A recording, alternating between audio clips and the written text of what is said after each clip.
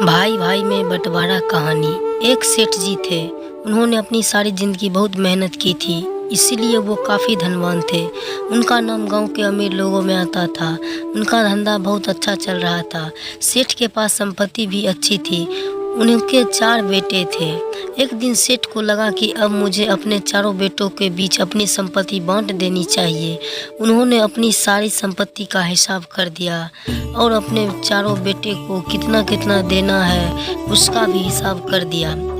उनके चारों बेटों ने कहा कि हम सब मिलकर आपको 3-3 महीना रखेंगे। ऐसे चारों ने मिलकर पिताजी को 12 महीना मतलब कि 3-3 महीना रखने का प्लान बनाया था।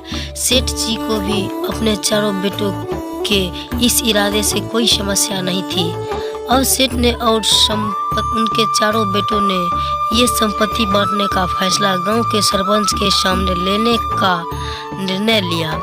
एक हफ्ते के बाद वो लोग गांव के सरपंच के सामने ये फैसला लेने वाले थे।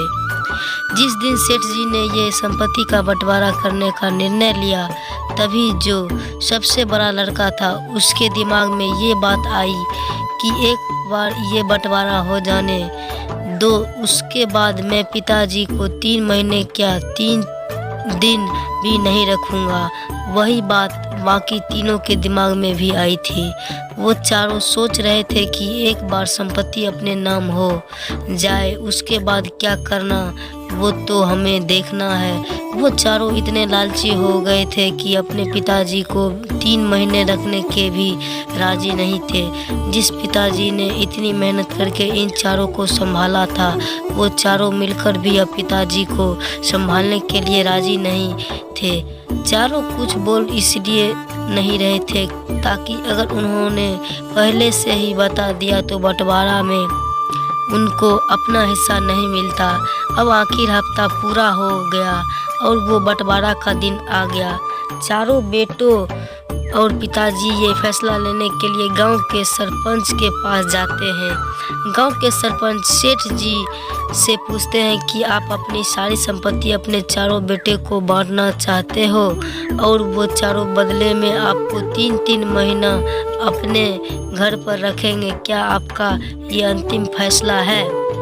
तभी सेठ ने कहा, जी नहीं, मेरा अंतिम फैसला ये है कि मैं अपने चारों बेटे को 3-3 महीना अपने पास रखूँगा और बाकी के 9 महीने वो अपने हिसाब से रहेंगे। सेठ का अंतिम फैसला सुनने के बाद चारों बेटे ने के पैर तले जमीन खिसक गई और वो चारों हक्के बक्के रह गए। वो सोच क्या रहे थे और क्या हुआ।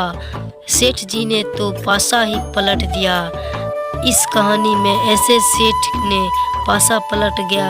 इसी तरह जिंदगी में भी ऐसी ही होता है। अगर हमारे इरादे सही ना हो तो कभी कभी भगवान ऐसा पासा पलट देते हैं कि जिसकी हमें भनक भी नहीं होती है। इरादे अच्छे रखने चाहिए क्योंकि ऊपर वाला सब कुछ देख रहा है। हम सभी को बेवकूफ़ बना सकते हैं पर भगवान को नहीं। Thanks for watching.